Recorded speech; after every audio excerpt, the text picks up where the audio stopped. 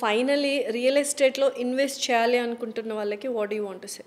ఫైనల్గా real estate invest చేసే వాళ్ళు ఏం చేయాలంటే రియల్ ఎస్టేట్ మీద నాలెడ్జ్ తెచ్చుకోవాలి.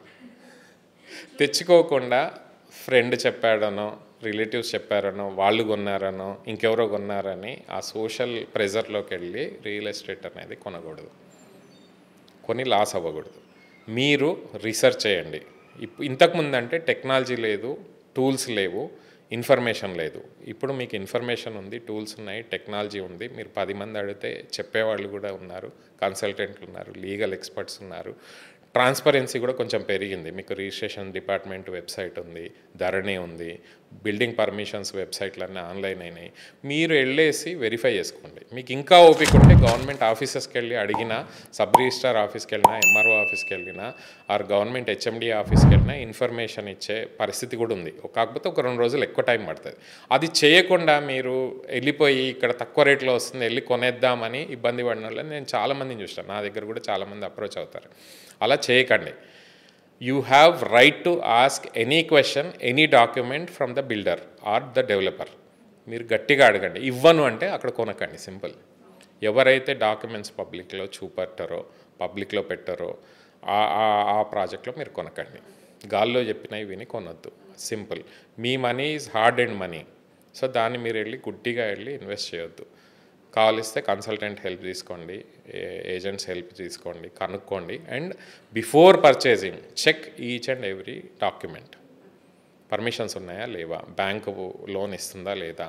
బ్యాంక్ లోన్ తీసుకుంటే బ్యాంక్ కూడా డ్యూ డిలిజెన్స్ చేస్తుంది. అపార్ట్మెంట్స్ వాటికంటే బ్యాంక్ లోన్కి వెళ్తే డెఫినెట్గా బ్యాంక్ కూడా అప్రూవ్డ్ ప్రాజెక్ట్ అయితే వాళ్ళు కూడా వెరిఫై చేసుకోకుండా అన్ని. ఎందుకంటే బ్యాంక్ కూడా స్ట్రిక్ట్ అయింది ఇప్పుడు. ఇంతకుముందు లోన్స్ ఇప్పుడు కొంచెం ఈ ఫ్రాడ్స్ ఎక్కువైనాయని చెప్పి ఆర్బీఐ స్ట్రిక్ట్ గైడ్లైన్స్ ఇచ్చిన తర్వాత బ్యాంకర్స్ కూడా కొంచెం స్ట్రిక్ట్ అయినాయి, వాళ్ళ ప్రొసీజర్స్ కూడా స్ట్రిక్ట్ అయినాయి. సో బ్యాంక్ ద్వారా మీరు వెళ్ళి కొంటే ఇప్పుడు డీటీసీ ప్లాట్లైనా హెచ్ఎండిఏ ప్లాట్కైనా కొంచెం లోన్ వస్తుంది.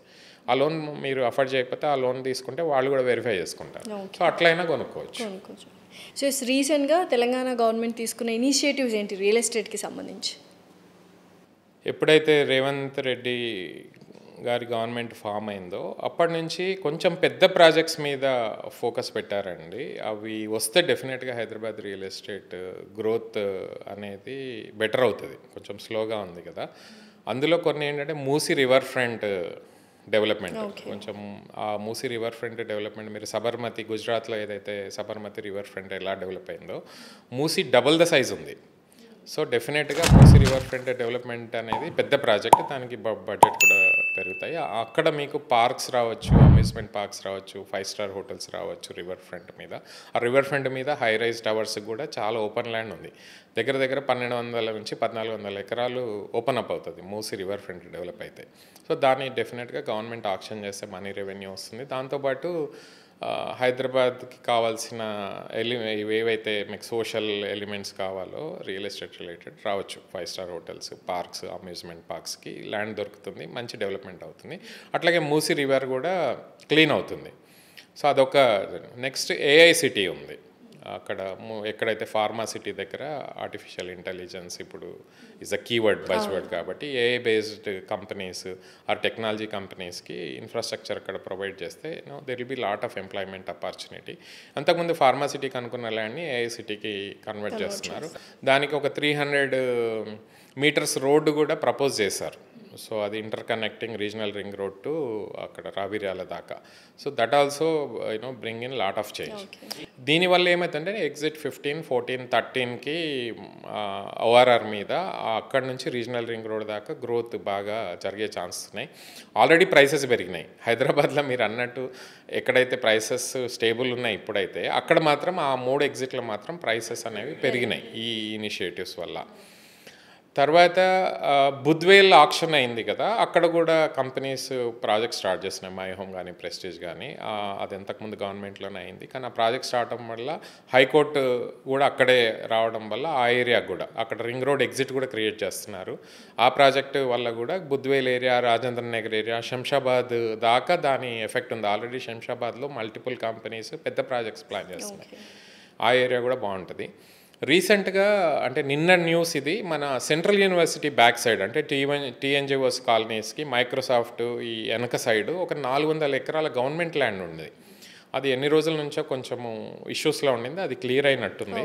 So government issued notification for a consultant ఆ 400 ఎకరాలని లేఅవుట్ లాగా డెవలప్ చేసి కంపెనీస్కి ఆక్షన్, రెసిడెన్షియల్ ప్లస్ కమర్షియల్గా ఆర్ ఏమంటారు హోటల్స్కి వాటికి 7 acres 8 acres ఇప్పుడైతే నియోపోలిస్ 1 మన కోకాపేటలో చేశారో, తర్వాత బుద్వేల్లో చేశారో, సిమిలర్గా ఇది మంచి ల్యాండ్ 400 acres ల్యాండ్. ఆ ల్యాండ్ ఆక్షన్కి మోస్ట్ ప్రాబబ్లీ వితిన్ 2 to 3 monthsలో మొత్తం ప్లాన్స్ ఫైనల్ చేసి రోడ్ ఇన్ఫ్రాస్ట్రక్చర్ చేసి ప్లాన్స్ చేసి ఏదైనా కన్సల్టెంట్కి ఇచ్చి మార్కెటింగ్ చేస్తారు. దానివల్ల నేషనల్ లెవెల్ ప్లేయర్స్ వచ్చి కొనే ఛాన్సెస్ ఉన్నాయి ఆక్షన్లో. అండ్ దట్ నా గెస్ అయితే ఆ ఆక్షన్లో 50 crores నుంచి 100 crores మధ్యలో ల్యాండ్ వెళ్ళే ఛాన్సెస్ ఉన్నాయి. నియోపోలిస్ కన్నా ఎక్కువ ల్యాండ్ ఇది. సో అది ట్రిగ్గర్ చేయొచ్చు హైదరాబాద్ గ్రోత్ ప్రాస్పెక్ట్ని. ఇప్పటికే కొన్ని కంపెనీస్ నియోపోలిస్లో కానీ మన బుద్వేల్ ఆక్షన్లో మిస్ అయినాయి. ఈసారి మాత్రం నేషనల్ లెవెల్ ప్లేయర్స్ డెఫినెట్గా ఈ ల్యాండ్ని కొనడానికి interest చూపెడతారు.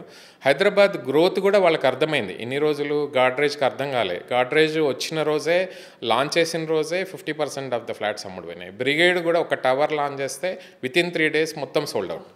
So they understood the potential of Hyderabad. Now more players. ఇప్పటికే చాలా హైదరాబాద్లో పెద్ద కంపెనీస్ వచ్చి they are scouting for lands.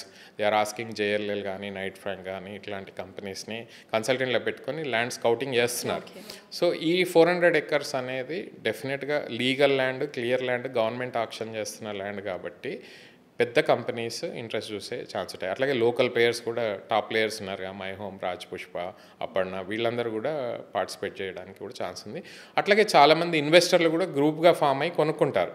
డెఫినెట్గా దానివల్ల ఆ చుట్టుపక్కల 10 kilometers 15 kilometers రియల్ ఎస్టేట్ కూడా ఉంది. That also helps entire Hyderabad real estate గ్రోత్కి. It will become a national level news ఒకసారి ఆక్షన్ అయిన తర్వాత. That also brings some customers, some investors from other cities to Hyderabad. So డెఫినెట్గా ఈ 4-5 మీరు ఇంకా మెట్రో మర్చిపోతున్నాం. మెట్రో కూడా సీరియస్గా సీఎం గారు ప్రైమ్ మినిస్టర్ని కలిసి రిక్వెస్ట్ చేశారు ఫండ్స్ ఇవ్వమని. అది కూడా ముందుకెళ్తుంది. ఒకవేళ మెట్రోస్ వర్క్ స్టార్ట్ అయినా మీకు ఎక్కడైతే మహేశ్వరము ఆ రోడ్లో కూడా ఎయిర్పోర్ట్ నుంచి AICT దాకా ప్రపోజ్ చేస్తున్నారు. ఆ రోడ్డు ఆ వేలో మెట్రో, ఇప్పుడు ఆల్రెడీ ఉన్న మెట్రో మీకు తెలుసు కదా ఎలా గ్రో అయిందో, యూసేజ్ కూడా బాగుంది. So this will definitely metro connectivity పెరిగితే ఆబ్వియస్గా ఎంప్లాయ్మెంట్ పెరుగుతుంది, ట్రాన్స్పోర్టేషన్ పెరుగుతుంది, సో రియల్ ఎస్టేట్ కూడా పెరుగుతుంది. So these are the 5 important growth factors in Hyderabad. So ఇవి కాకుండా కొంచెం మీరు లేటెస్ట్గా వరంగల్ ఎయిర్పోర్ట్ కూడా మొన్ననే జీవో వచ్చింది. వరంగల్ ఎయిర్పోర్ట్ కూడా డెవలప్ చేస్తున్నారు. సో హైదరాబాద్ టు వరంగల్ కూడా కనెక్టివిటీ పెరుగుతుంది. సో వరంగల్ హైవే కూడా ఆల్రెడీ మంచి హైవే అది. సో ఆ రోడ్డు కొంచెం స్లోగా ఉండింది ఇన్ని రోజులు. వరంగల్లో ఎయిర్పోర్ట్ రావడం అనేది కూడా ఇట్స్ అ గుడ్ థింగ్ హైదరాబాద్కి, వరంగల్కి.